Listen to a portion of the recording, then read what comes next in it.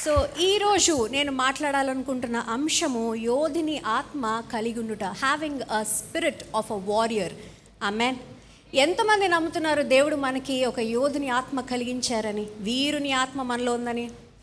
ఒకరు ఇద్దరు హాఫ్ ఏదో కొంచెం అండి, ఒకరోజు ఉంటుంది ఒకరోజు నిద్రపోతారండి. ఈరోజు మనము ఆ యొక్క ఆత్మని లేపబోతున్నాము. Amen. Let us all wake him up. Amen.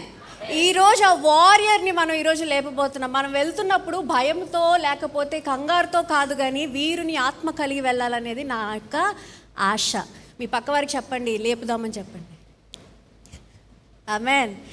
దేవుడు మనకి వీరుని ఆత్మ కలిగి ఉంచి ఉన్నారు, భయంతో కూడిన ఆత్మ కాదు. He did not give us a spirit of fear, but he gave us a spirit of strength. Amen. నమ్ముతున్నారా? ఈరోజు నమ్ముతున్నారా? మనం వీరుని ఆత్మ అనుకోగానే మనం ఏమనుకుంటామంటే, అబ్బా వీరుడు అంటే అమ్మ మంచి బలం ఉండాలండి, కండలు ఉండాలి, నేను ఇంతే ఉన్నాను 5 అడుగులు, మా ఆయన ఎప్పుడు నన్ను ఏడిపిస్తూ ఉంటారు, నువ్వేంటి ఇంతే ఉంటావు కానీ ఇంత గొంతేసుకొని ఉంటావు అని. వీరుని ఆత్మ కలిగిందండి కదండి.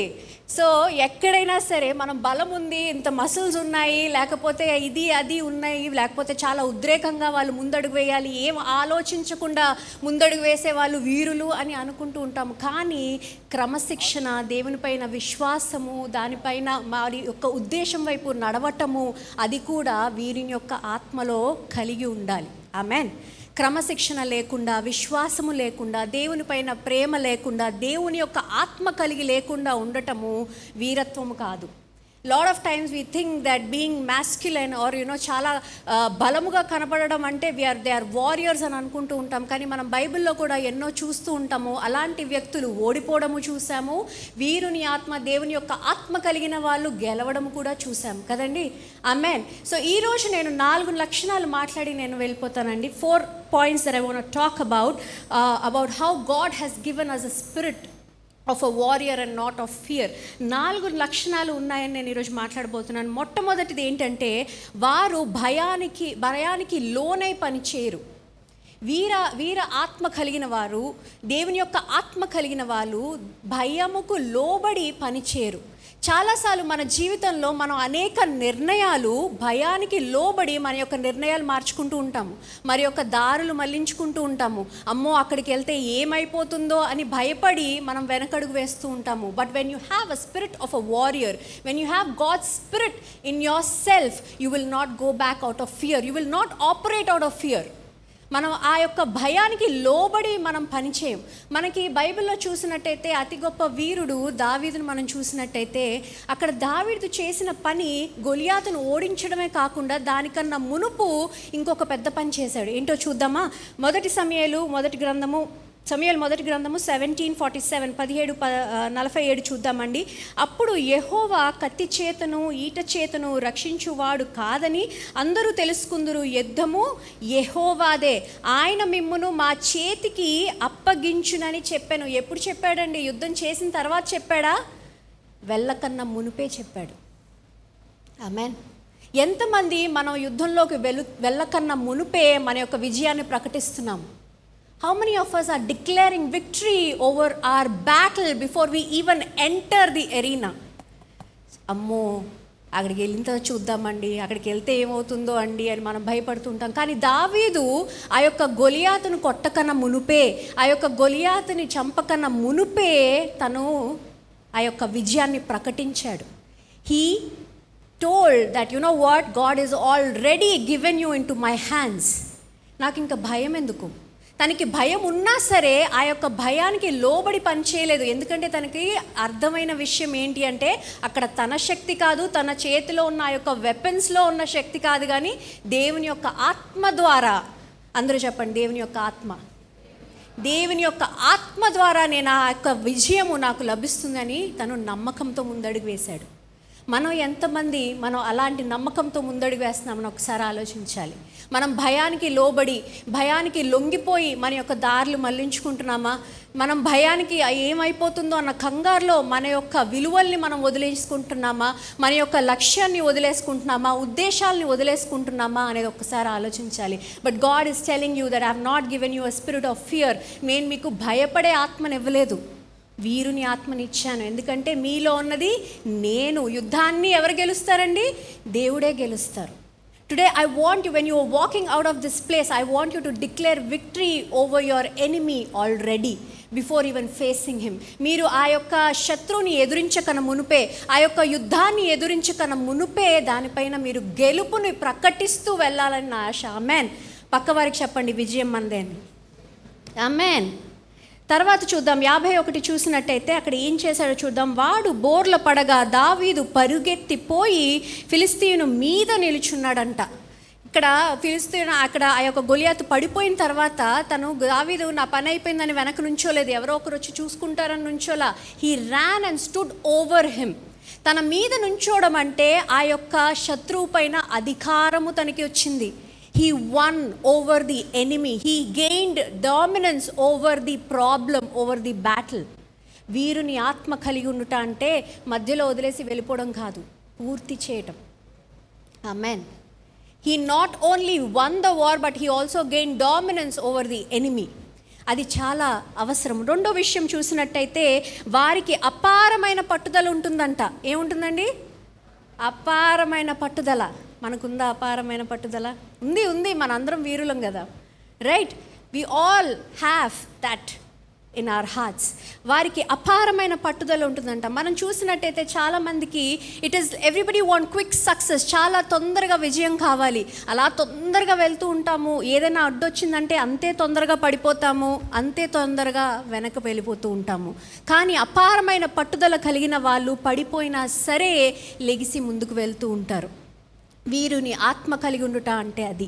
ఎన్ని యుద్ధాలు వచ్చినా, ఎన్ని బాధలు వచ్చినా సరే, ఎన్ని ఒడిదొడుకులు వచ్చినా సరే మనం మళ్ళీ లెగిసి మళ్ళీ ముందడుగు వేయడమే వీరత్వము. That is what we say that you have a spirit of God inside you. మనం భయపడి వెనుకడుగు వేయడం కాదు. మనం అపోస్తలుడైన పౌలుని చూసినట్టయితే ఆయన యొక్క జీవితంలో ఎన్నో కష్టాలు ఎదుర్కొన్నారు, ఎన్నో బాధలు ఎదుర్కొన్నారు. ఆయన్ని జైల్లో వేశారు, బందీ చేశారు, కొట్టారు, చంపేశారు, అన్నీ చేశారు. కానీ ఏ క్షణంలో కూడా ఆయన నా వల్ల ఇది కాదు, నాకు ఇది అవసరమే లేదు, నేను ఎందుకు చేయాలి అని ఆయన వెనుకడుగు వేయలేదు. కానీ ముందడుగు వేస్తూనే ఉన్నారు. పడిపోయినా సరే, ఇంకా చాలా దీన స్థితిలోకి వెళ్ళినా సరే ఆయన ముందడుగు వేశారు. ఆయన యొక్క ఉద్దేశం వైపు నడుస్తూనే ఉన్నారు. మన యొక్క ఉద్దేశాలు మనము అలా పట్టుదలతో నడుస్తున్నామా లేదా అనేది ఒక్కసారి ఆలోచించాలి. Because God wants you to work towards your purpose. అందరికీ దేవుడు ఒక ఉద్దేశం ఇచ్చి ఉన్నారు. మన జీవితంలో మనకి అందరికీ ఒక్కొక్క టాలెంట్ ఇచ్చి ఉన్నారు. మనం దాని వైపు మనం పని చేస్తున్నామా లేదా, లేకపోతే ఎక్కడైనా మనము దాని వైపు వదిలేసి వెనకడుగు వేస్తున్నామా లేదా, పట్టుదలతో ముందడుగు వేస్తున్నామా లేదా అనేది చాలా అవసరము. మూడో విషయం ఏంటి అంటే క్రమశిక్షణ. క్రమశిక్షణ అంటే ఎవ్వరికీ ఇష్టం లేదు కదండి. నాకు పెళ్ళైన కొత్తలో మా ఇంట్లో నాకు ఉండేది ఆ యొక్క ఫ్రీడమ్ అందరికీ తెలుసు. ఆబ్వియస్లీ అమ్మాయిలందరికీ తెలుసు తల్లి వాళ్ళ ఇంట్లో ఉన్న ఫ్రీడమ్ ఎలా ఉంటుందో. నేను పెళ్ళైన తర్వాత మా యొక్క భర్త గారి ఇంటికి వెళ్ళిన తర్వాత అమ్మో క్రమశిక్షణ ముందు వస్తుంది, పాస్టర్ గారు తర్వాత వస్తారు.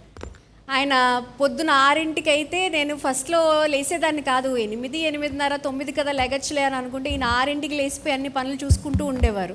నాకు భయం వేస్తూ ఉండేది, ఏంటిది ఇంకా పడుకున్నారనేవారు. క్రమశిక్షణ అంటే ఎవరికి ఇష్టం ఉండదు. Discipline nobody likes. బట్ వీర ఆత్మ కలిగిన వాళ్ళు, దేవుని యొక్క ఆత్మ కలిగిన వ్యక్తికి క్రమశిక్షణ యొక్క ఇంపార్టెన్స్ తెలుస్తుంది. They understand the importance of discipline that plays in their life. Without discipline, you cannot gain anything in your life. There is no success. మనం బైబిల్లో చూసినట్టయితే అంత గొప్ప ఎగ్జాంపుల్ సంసోన్కి ఎంతో బలం ఉందండి. దేవుని యొక్క ఉద్దేశం ఉంది, ఆశీర్వాదాలు ఉన్నాయి, తనకు కావాల్సినవన్నీ దేవుడు ఇచ్చి ఉన్నారు. దేవుడు ఆయన ఎన్నో విషయాలు ఆయన చేయగలిగిన వ్యక్తి. కానీ అతని జీవితంలో క్రమశిక్షణ లేనందున ఆయన చాలా కోల్పోయాడు. మనము కూడా మన జీవితంలో క్రమశిక్షణ లేనందుకు మనం ఎన్నో ఆశీర్వాదాలు కోల్పోతున్నామని ముందుగా మనం తెలుసుకోవాలి. నేను ఒక ఎగ్జాంపుల్ చదివాను.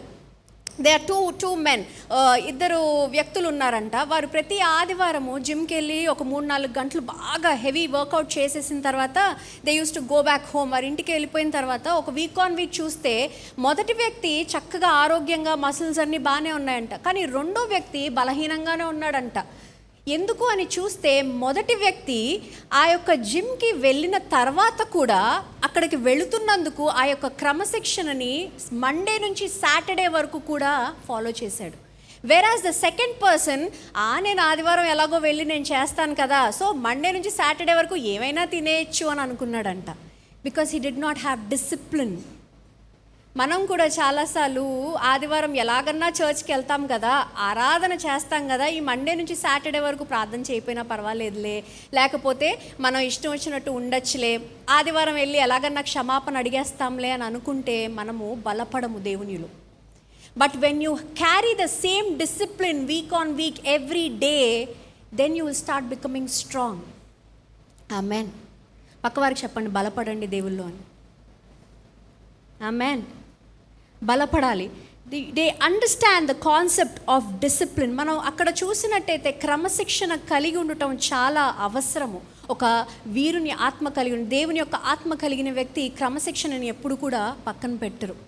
4వ విషయం చూసినట్టయితే, they don't wait for the perfect conditions. వారు సరైన సమయం రావాలండి, సరైన ముహూర్తం రావాలండి, లేకపోతే అన్నీ అనుకూలంగా ఉన్నప్పుడే నేను పనిచేస్తానండి అని వారు ఆగరు. వారి చేతిలో ఏది ఉన్నా సరే అది పట్టుకొని వారు ముందడుగు వేస్తూ ఉంటారు. మనం బైబిల్లో చూసినట్టయితే బెనాయా అన్న ఒక వ్యక్తి, ఆయన దావీదు యొక్క సైన్యములో ఒక గొప్ప వీరుడు. అతని గురించి ఎక్కువ రాయబడలేదు, కానీ ఒక 2-3 ఉదాహరణలు చూసినట్టయితే అందులో ఒక ఉదాహరణ, తను ఒక సింహముని ఎదుర్కొన్నప్పుడంట తన చేతిలో ఏముందో ఏది లేదో అని చూడకుండా ఆ యొక్క సింహాన్ని ఎదుర్కొని ఆ సింహాన్ని చంపేశాడంట. అలాగే ఒక బలమైన ఒక వారియర్, ఒక ఐగుప్తుని సైనికుడిని కూడా తన చేతిలో ఒక చిన్న కర్ర, ఒక staff, there was a staff in his hand that did not stop him to go and fight with him. అయినా సరే ఆ యొక్క బలమైన వ్యక్తిని, అతను జైంట్లా ఉన్నాడంట, అయినా సరే బెనాయా ఒక చిన్న కర్ర పట్టుకొని అతని వైపు వెళ్ళి అతనిని పడేసి అతని దగ్గర ఉన్న ఆ యొక్క ఆయుధం తీసుకొని తన్ని చంపాడంట. Now, if Benaiah would have thought that, you know what, I need everything to be good on my side, I need my resources, I need my weapons and everything to fight, he wouldn't have won. అతను వీరునిగా తన్ని మనకి బైబిల్లో రాయబడి ఉండరు. కానీ తన అన్ని అనుకూలంగా ఉన్నప్పుడు కాదండి, దేవుడు తన చేతిలో పెట్టిన ఆ యొక్క వనరుల్ని పట్టుకొని తను ముందడుగు వేసి ఆ యొక్క యుద్ధాన్ని గెలిచాడు, ఆ యొక్క వ్యక్తిని గెలిచాడు. ఆమెన్.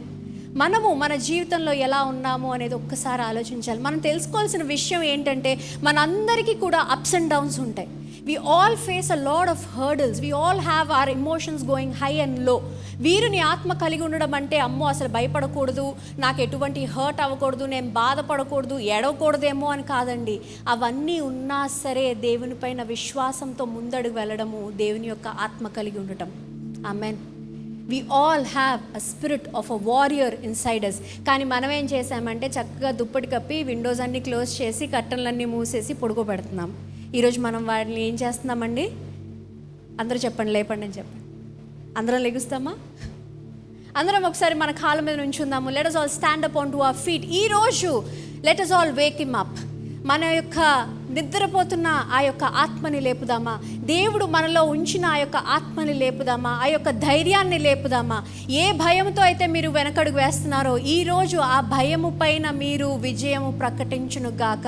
ముందుగానే ఆ యొక్క యుద్ధం రాకన్నా మునుపే, ఆ యొక్క యుద్ధము స్థలంలో అడుగు పెట్టకన్నా మునుపే మీ విజయాన్ని ప్రకటించండి. ఈరోజు అది ఏదైనా సరే, what ever is holding you back, A fear అయినా సరే, ఏ భయమైనా సరే, ఈరోజు దేవా దానిపైన నేను విజయం ప్రకటిస్తున్నాను. దేవా మీ శక్తితో నేను ముందడుగు వేస్తున్నాను, మీ యొక్క బలంతో నేను ముందడుగు వేస్తున్నాను తండ్రి.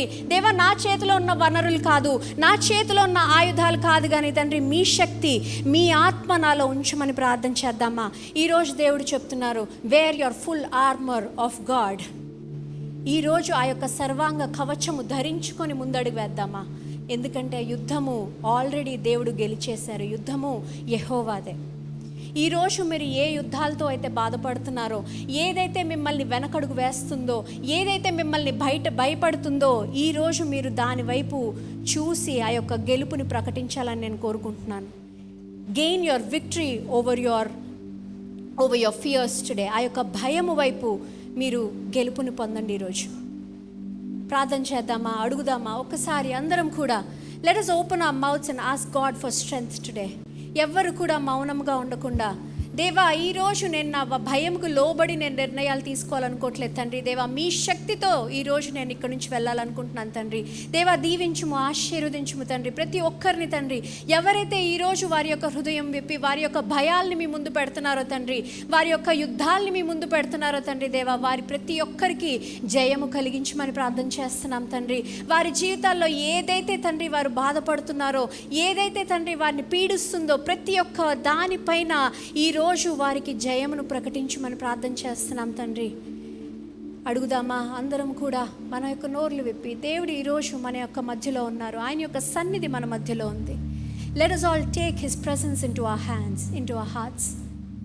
దేవా ఈరోజు తండ్రి దేవా ఎవరైతే తండ్రి వారి యొక్క బాధలని వారి యొక్క భయాల్ని మీ ముందు పెడుతున్నారో తండ్రి, ధైర్యవంతుల్నిగా చేసి దేవా వీరులుగా తండ్రి దేవా వారిని తీర్చిదిద్దమని ప్రార్థన చేస్తున్నాం తండ్రి. దేవా తిరిగి వచ్చి తండ్రి దేవా వారి యొక్క బలమైన సాక్ష్యములు తండ్రి దేవా ఇక్కడ మీ యొక్క సన్నిధిలో ప్రతి ఒక్కరికి తెలిసేలాగా దేవా వారి యొక్క జీవితంలో మీ బలమైన కార్యము చేయమని ప్రార్థన చేస్తున్నాం తండ్రి. దేవా ఈ యొక్క ఉదయకాల సమయంలో తండ్రి దేవా మేమందరం కలిసి తండ్రి ఏక మనసుతో ఏకాత్మతో తండ్రి దేవా ప్రార్థన చేస్తున్నాం. మా యొక్క భయాల్ని తీసివేస్తున్నాం తండ్రి, మా యొక్క అనవసరమైన ఆలోచనల్ని తీసివేస్తున్నాం తండ్రి. దేవా క్రమశిక్షణ లేని హృదయాన్ని తీసివేస్తున్నాం తండ్రి. దేవా మా చేతిలో ఉన్న వనరులను బట్టి తండ్రి దేవా మేము ముందడుగు వేయాలనుకుంటున్నాం తండ్రి. దావీదు వలె తండ్రి దేవా మేము ఈరోజు మా యొక్క యుద్ధాలపైన విజయం ప్రకటిస్తున్నాం తండ్రి. దేవా దీవించుము, ఆశీర్వదించుము. దేవా ఇక్కడ ఉన్న ప్రతి ఒక్కరిని దీవించండి, ఆశీర్వదించండి. దేవా వారి యొక్క హృదయాల్లో అలజడిని తీసి తండ్రి దేవా మీ యొక్క శాంతి సమాధానంతో నింపమని ప్రార్థన చేస్తున్నాం తండ్రి. దేవా ఈరోజు వాక్యం వింటుండగా తండ్రి దేవా మాతో ఇంకా మాట్లాడండి తండ్రి, మమ్మల్ని శుద్ధీకరించి బలపరచమని ప్రార్థన చేస్తున్నాం తండ్రి. దేవా ఇస్తున్న ప్రతి ఒక్క కానుకలు బట్టి వందనాలు చెల్లిస్తున్నాము. దేవా ఇస్తున్న హస్తాన్ని దీవించండి దేవా, వారి యొక్క జీవితాల్లో మీ యొక్క శాంతి సమాధానము సమృద్ధిని వారికి దయచేయమని ప్రార్థన చేస్తూ యేసు పరిశుద్ధ నామంలో అందరం కలిసి చెప్దాము ఇంకొంచెం బిగ్గరగా, ఆమెన్ ఆమెన్.